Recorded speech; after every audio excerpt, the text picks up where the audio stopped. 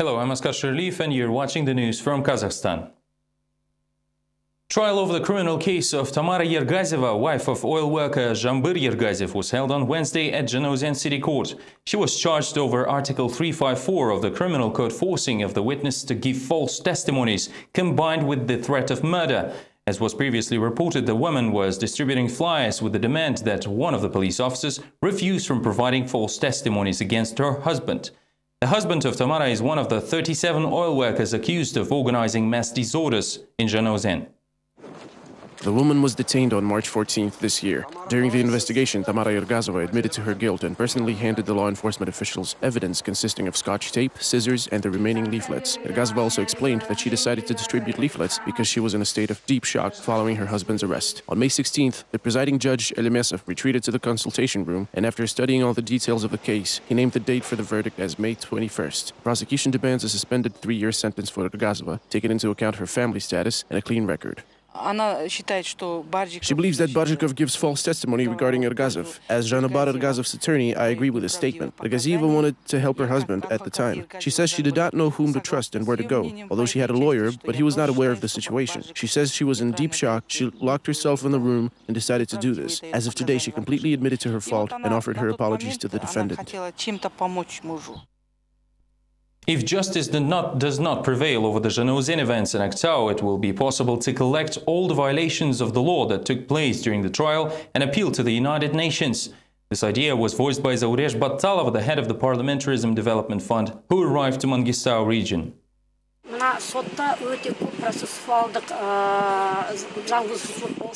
If the trial is completed with procedural irregularities and if the truth is not upheld, the complainants might gather all those violations and take them to the higher body. Taking into account the fact that Kazakhstan ratified international political and civil pacts, a complaint may be lodged to the UN's committee. If justice is not honored by the Supreme Court of Kazakhstan, the issue should be addressed by the UN. We should be preparing for it now.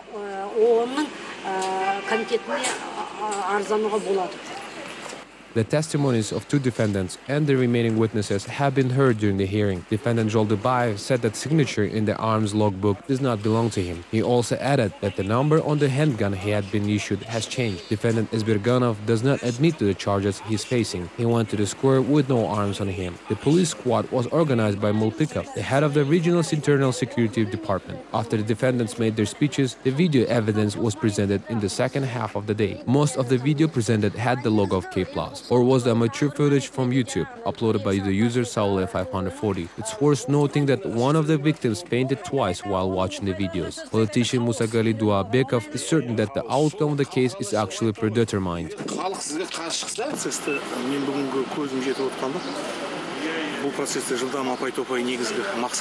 The one thing I have noticed is that the judge is rushing to complete the trial as if it were his main goal. All the necessary documents are ready for this. The problems raised by the victims are not addressed. I think that in the long run, those 5 policemen will be made liable. They will be punished. The sentence is predetermined. Attorneys are trying to do something, but everything boils down to those 5 policemen.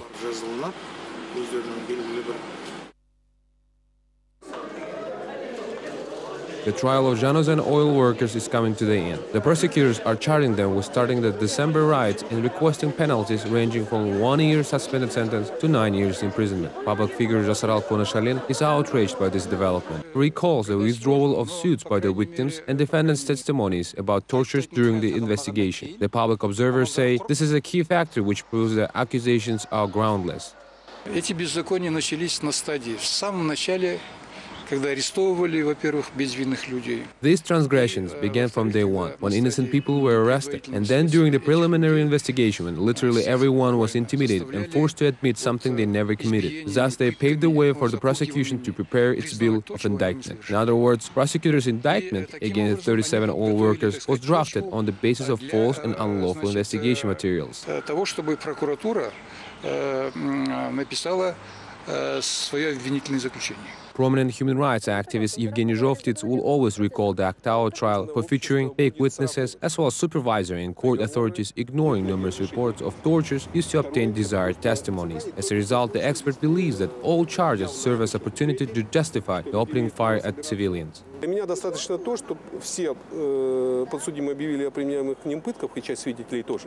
It is proof enough for me that all defendants talked about being tortured, as well as the fact that some of the witness statements haven't been properly investigated. They provided no proper justification for these matters. The prosecutor's office said the facts haven't been confirmed, but it's not enough for me. There are specific people who claim they were tortured, so I don't believe the prosecutor's office response that came several days later and just said, no, nothing happened. I already have doubts about the final verdict.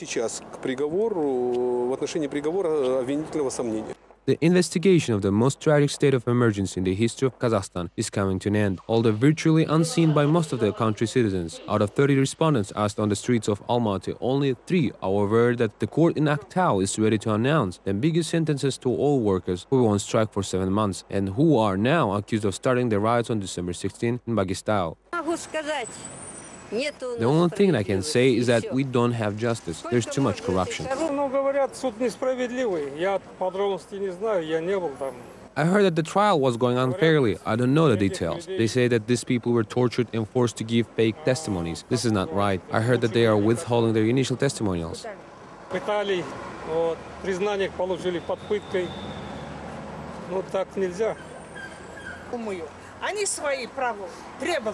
I think that their demands are objective. Nobody took interest in them, and that's why it happened. If I do something like what they did, who will listen to me? Nobody. A Russian gas company intends to pay a reward to oil prince Timur Kulibayev, the former head of Samruk-Kazyna Fund. The president's son-in-law, who is a member of the board at Gazprom since last summer, can receive around $600,000. Indeed, all dreams come true with Gazprom, but only with the chosen ones so far.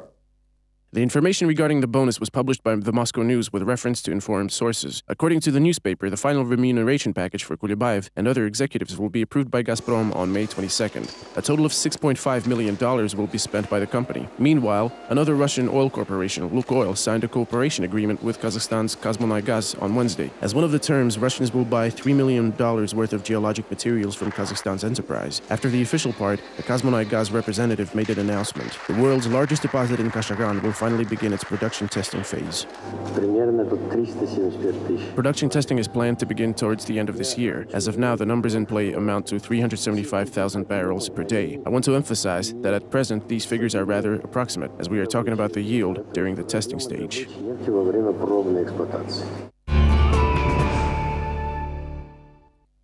A criminal case was instigated over the emergency situation at ArcelorMittal Temirtau, as a result of which 2 people died and 1 is in a hospital in critical condition over the violation of fire safety regulations that led to serious consequences.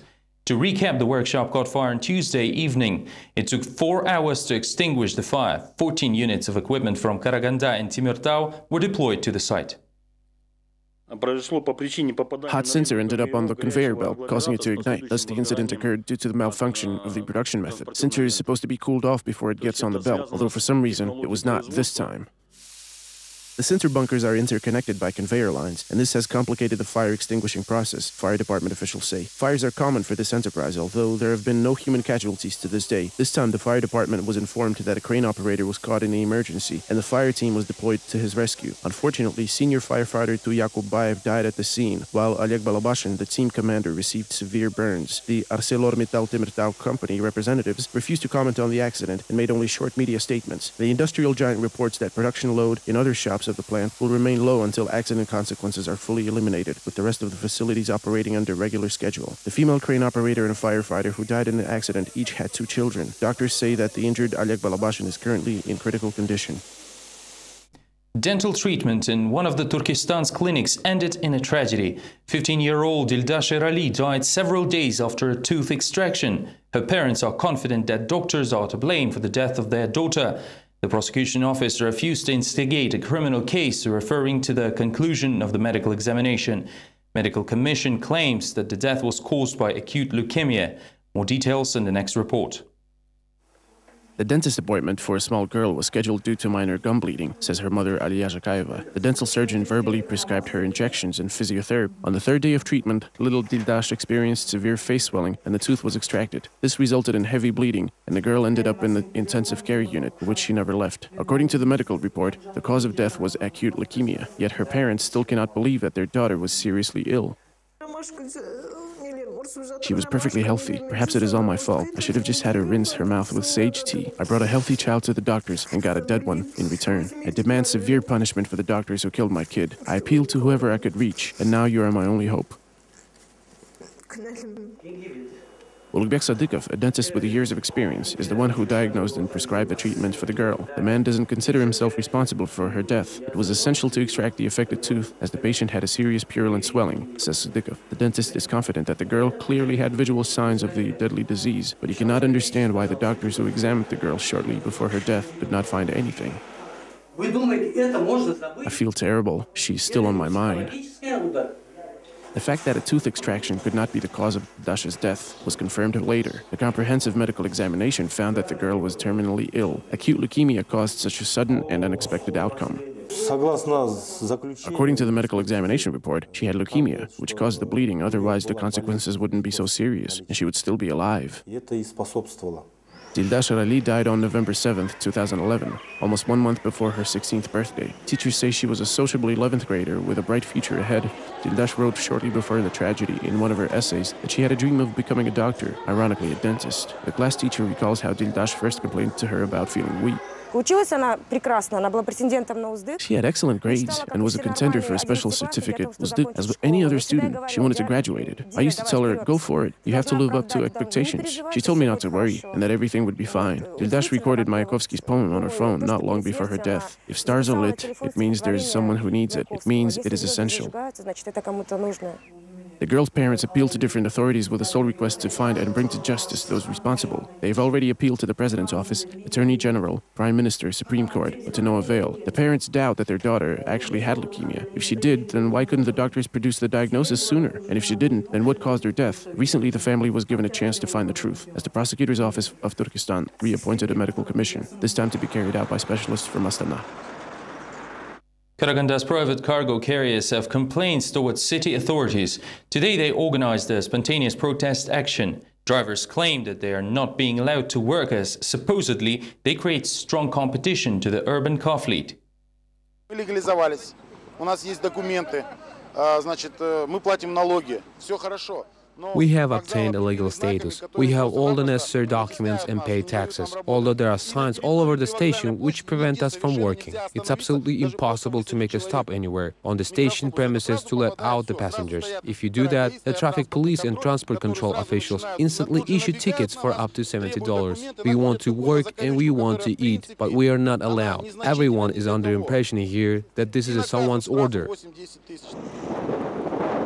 The authorities recently installed one more traffic sign that restricts the traffic of minivans. On May 16th, private carriers organized a spontaneous protest action, saying they represent small businesses with licenses for passengers transportation, but are still not allowed to earn their living, adding they are ready to block the bridges in Karaganda and Astana. Around 500 people were stranded because of the protest action. Local private carriers say the bus station regards them as a serious competition. Policemen, prosecutors and other officials have come to the scene to ease the tension. The officials say they are concerned with the city's outlook, and the question of setting up illegal parking for private carriers is still open, while the private carriers now need to prepare all the necessary paperwork. Karaganda authorities plan to raise the funds for the construction of the new housing estate instead of blocks intended for demolition from the government reserves. According to preliminary calculations, this is about $13.5 million. The apartments in the new micro-district will be given to all the residents of the infamous Bisoba housing estate, which collapsed in April, as well as shareholders of 2 unfinished multi-story blocks. This was stated by the mayor of Karaganda during the meeting with the residents of the micro-district. All the buildings, both complete and unfinished, have been deemed in emergency condition. However, I want to emphasize that there is no immediate danger for living in them, although no one can guarantee that these buildings will remain standing for years to come. We believe that the money for consolidation materials are better used to build new housing for you.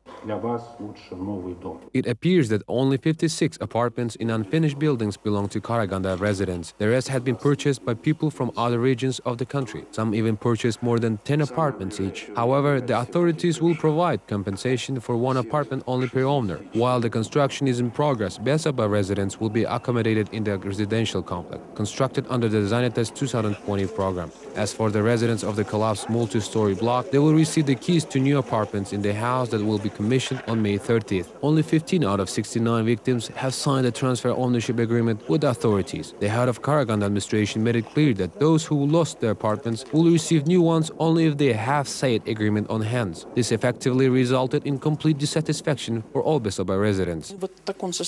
We are in a state of uncertainty. The building has collapsed and they keep promising us new apartments, but there are no certain dates. All they are saying is they will consider it and then make a decision. A lot of time has passed and nothing has been done. We trusted the government and the head of administration. Who are the victims here?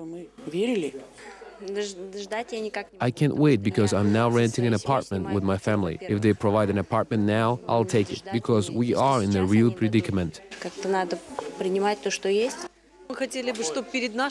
We wanted the new housing to be built in the vicinity of the one we live in. We are now left in the old blocks, and it's a long commute from the outskirts of the city. We need to move out all our belongings. All the renovation in the apartments will be lost, and this is a lot of money wasted. Half of the money for the apartment is spent for renovation, and then you need to wait for 2 more years. Disputes continue regarding the upcoming dissenters rally. Activists disagree on its format and on the day's agenda. Political leaders are unlikely to attend the square in front of the monument to poet Abay on June 2nd. At the same time, the number of ordinary citizens in attendance at meetings is dropping. Experts point out that there are several explanations for that. More details in the next report. What kind of action we'll see as the next dissenters rally scheduled for June 2nd? This question is tackled by the participants of previous protests. Amirjan Kasanov, one of the leaders of NSDP Azad, participated in the actions from the very first days of the discordance. Back then, the party members actually talked about falsification of election results and demanded a fair investigation of the Zhanaozen tragedy, later fully focusing on the Aktau trials. Now, having observed the spring protest from a side, Kosanov points out that the number of people who come to express their position openly has significantly decreased. He believes there are 3 reasons for this: the agenda that is attractive only for certain social groups, communication shortcoming due to appeals spreading only via the internet, and disunity among the organizers. I believe it is reasonable that everyone needs to come together as an equal and determine the democratic forces' general outlook, not only for these protests, but in general on the situation in the country. We unite during the election campaigns and when our colleagues are detained, but on the eve of the protests we need to recognize that there is a disunity of both the actions and words. Все-таки надо признать, разрозненность действий и слов она есть. Бойся всех мужчин без мнения. Be wary of men without opinion, who do not want to understand they are interrupted by the winged one. They want to break their flight. Having gained speed, they don't take off, their pace is too slow. If they rule the country will see no success. This poem by Mukhtar Shakhanova was cited near the monument to another poet, Abay Kuranbayev, by a civic activist, Aygul Kokhayeva. She believes that this poem accurately reflects the current situation. Most of the discordance rallies would have taken this format. However, in Kazakhstan, the monument to the great poet is the most inaccessible location.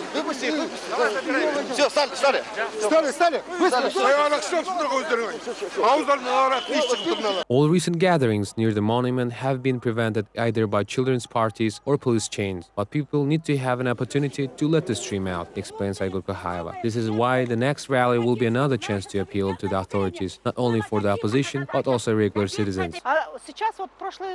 During the last protest, pensioners were speaking out, and they had so much grief in their words. They expressed it as if it was bottled up for a long time. This is indeed so. The authorities are not listening to them, and the pensioners simply want to be heard. If this important feedback is not collected, then the situation will escalate eventually. рано или поздно будет нарывать то там, то здесь. Meanwhile, the main coordinating group of discordants on the Facebook is involved in a heated discussion. The internet community is quite pessimistic. Some are disappointed. In Russia, Occupy Abay gathered millions of supporters, while back at the Kazakh poet's homeland, the number of those who dared to gather near his monument is decreasing with every meeting. The camp of Moscow opposition members near the Abay monument is removed. On Wednesday at 5 a.m., police dispersed the occupiers and detained the most active ones.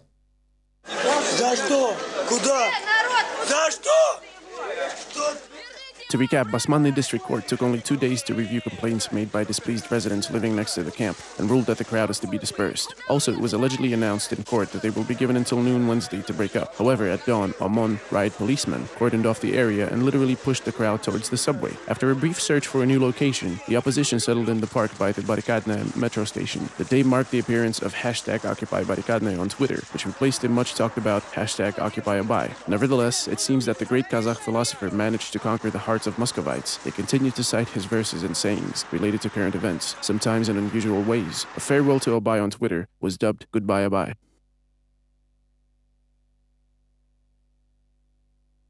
My free thoughts are bent. My trace shall mislead you from your path. I had enough of suffering and servitude. Is there reason to wake a mortal as you will fall asleep forever?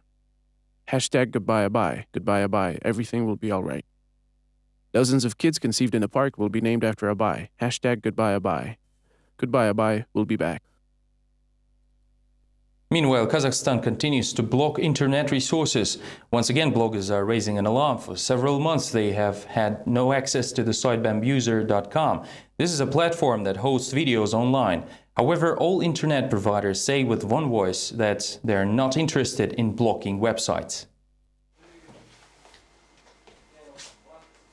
Web page is not available. For several months, Murat, who is a blogger, has been trying to access bambuser.com to no avail. The site is not particularly popular in Kazakhstan, but it does have its advantages. It allows anyone to broadcast live videos from mobile devices. In fact, in December, Murat and other civil activists broadcast videos from Zhanaozen using this portal when the information blockade was lifted.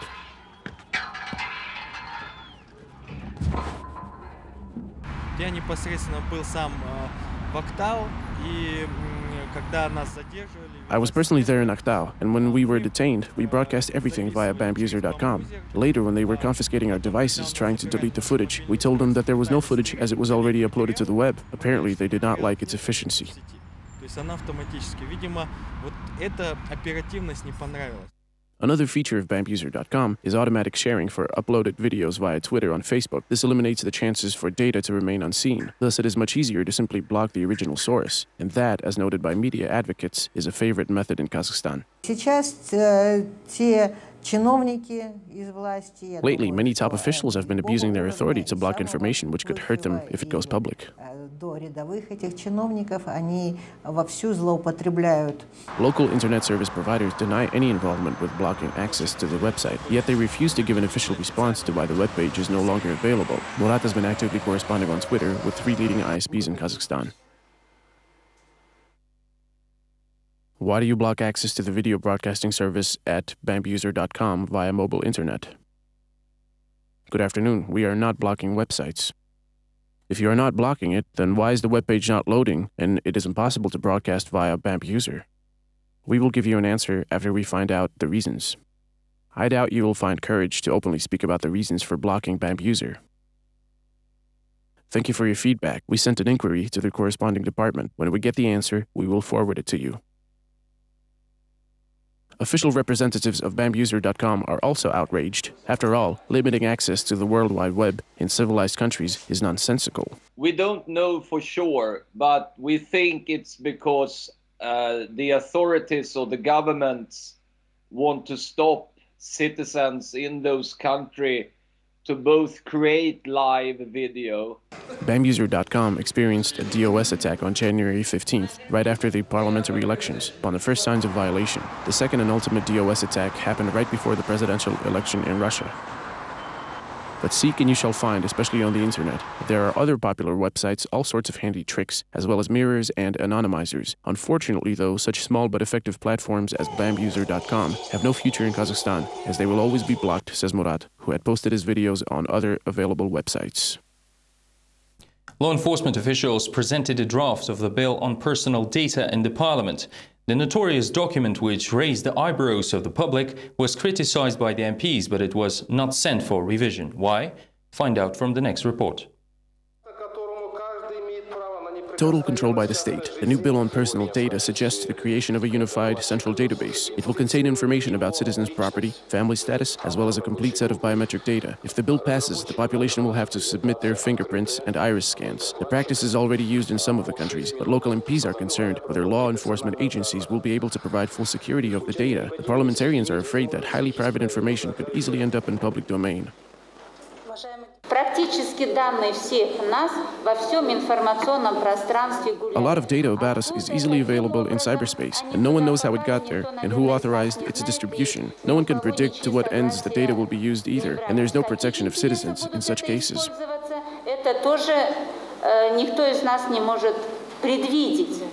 Turns out several government agencies will have access to the unified database. Practically all employees of law enforcement agencies will have access to the information, starting with the Interior Ministry headquarters and down to its district offices. At the same time, the project does not specify any system for the distribution of supervision among those in charge or how they are to be monitored. To be sure, those responsible for data leaks will be punished, but only administratively.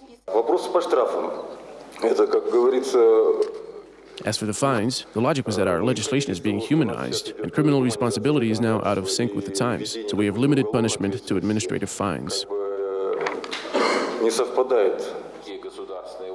The bill designers assured that citizens' personal information will be provided to appropriate agencies and individuals only upon the agreement of citizens concerned. However, the MPs immediately referred to a part in the bill stating that in some cases government agencies may demand the data even without the authorization of an involved individual. Human rights activists have also expressed their concerns about the new law. During a roundtable on the implementation of the National Plan for Human Rights, they were adamant about the legislation contradicting the Constitution.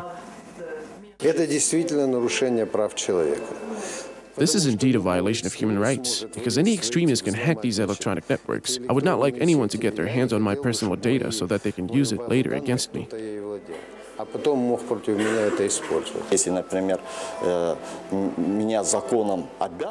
If, for example, the law forces me to provide such personal data to some government agencies like law enforcement, then if the law is adopted, I will definitely have to protest against it.